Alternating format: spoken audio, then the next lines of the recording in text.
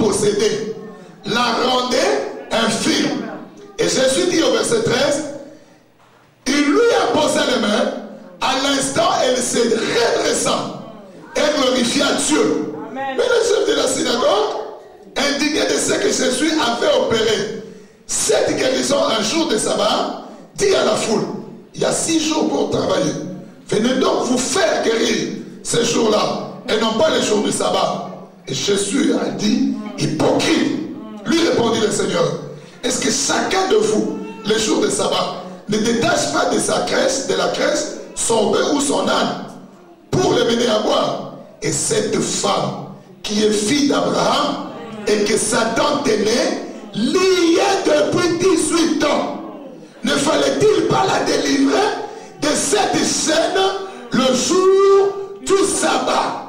Tandis que Jésus parlait ainsi, tous ses adversaires étaient confus. Et la foule se réjouissait de toutes les choses glorieuses qu'il faisait. Amen. Parole de l'Éternel. J'aimerais ce soir que nos adversaires soient confus. Que le diable lui-même soit confus. Vous remarquerez que ce passage regroupe en soi les liens, la possession, la guérison, l'esprit. Comprenez ceci. Quand on parle d'être possédé, quand on parle d'être lié, ce n'est pas de fil comme on voit par-ci par-là. C'est vrai que ce sont des liens. Quand on parle de chaîne ou de prison, comprenez par là qu'il y a la présence, dans tous les cas, d'un esprit qui rend la possession possible, qui rend les liens possibles, qui rend l'emprisonnement possible. C'est la présence des esprits, d'un ou plusieurs esprits, qui bloquent, qui possèdent. Écoutez par exemple le verset 10. Jésus a enseigné et il vit une femme.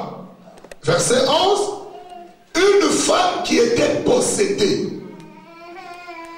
Elle était possédée comment ou par quel moyen? Possédée d'un esprit.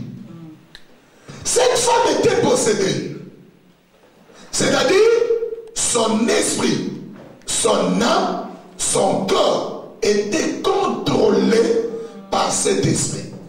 La possession, c'est quand l'être entier est habité par un esprit. Là, tu es possédé. On parle d'une possession. Il y a la possession au niveau élémentaire, la possession intermédiaire et la possession tertiaire. Il y a 3 sortes de possessions. J'aimerais que vous écrivent.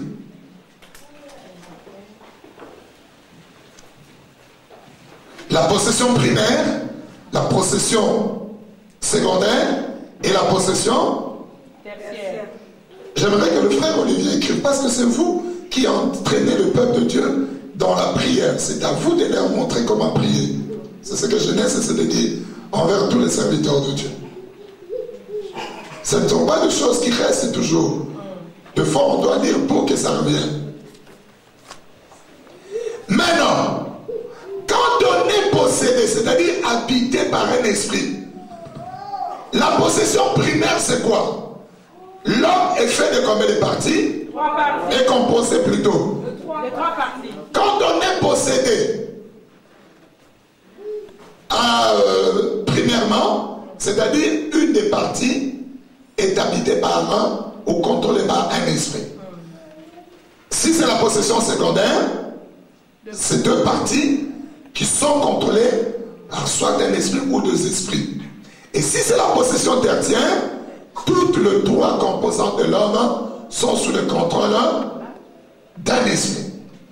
Je vais vous donner des exemples pour que vous puissiez différencier. Jusque-là, est-ce que ça passe? Amen. Un sorcier ou une sorcière est possédé de l'esprit de la sorcellerie. Il est possédé par un esprit qu'on appelle la sorcellerie. Et le sorcier ou la sorcière est possédé au niveau tertiaire.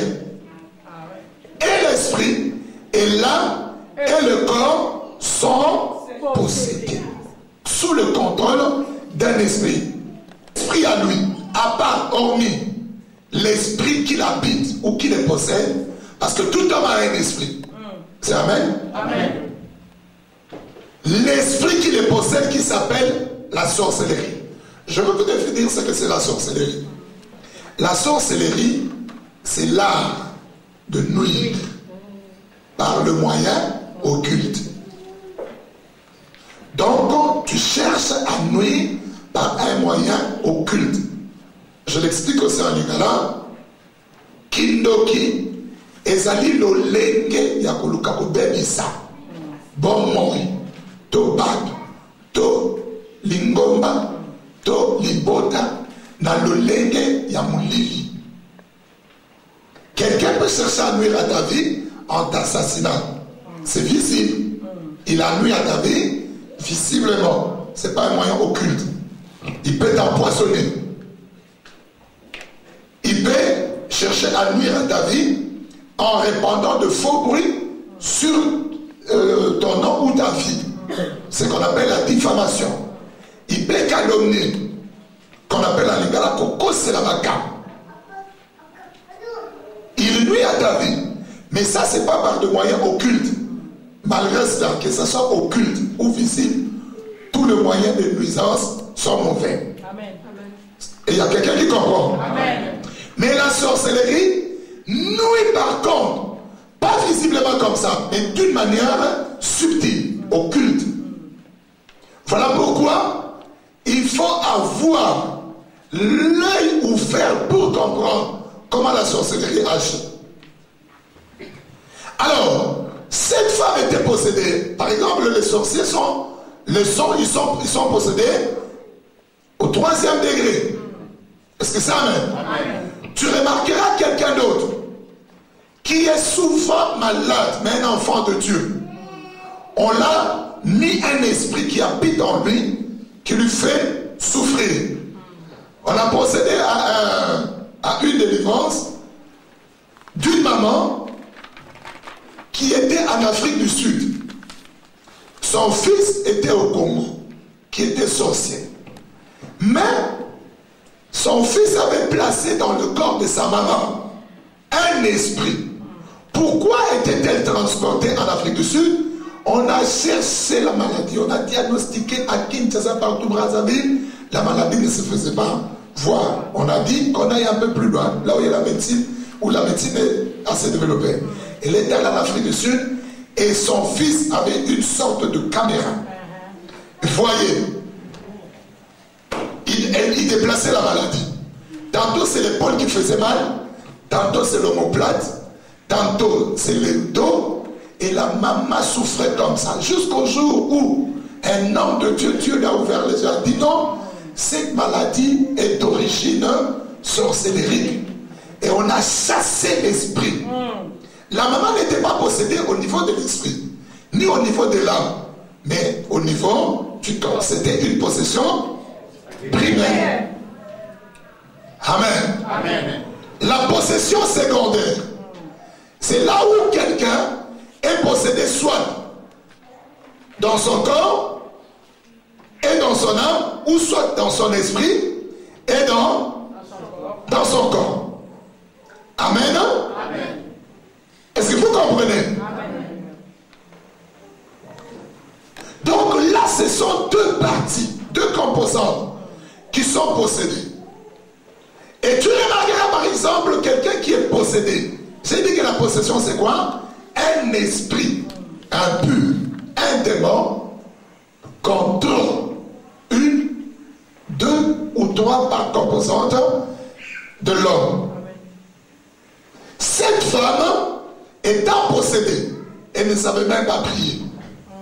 Parce que son esprit, l'esprit, c'est le siège de rencontre entre l'homme et Dieu. Elle n'a pas cherché Dieu. C'est le Seigneur qui est allé la délivrer. Son âme était aussi possédée. Elle n'avait pas de personnalité, d'identité.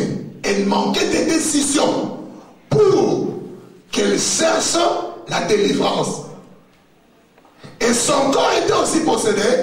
Elle était infirme. Mais gloire soit rendue à Dieu.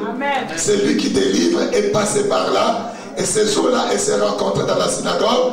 Elle a été délivrée. Que ce jour soit aussi pour toi. Amen. Parce qu'ici, bien-aimé, c'est le Seigneur Jésus-Christ qui est là. Amen, peuple de Dieu. Je vais encore rentrer dans les détails. Je parle de la possession d'être lié.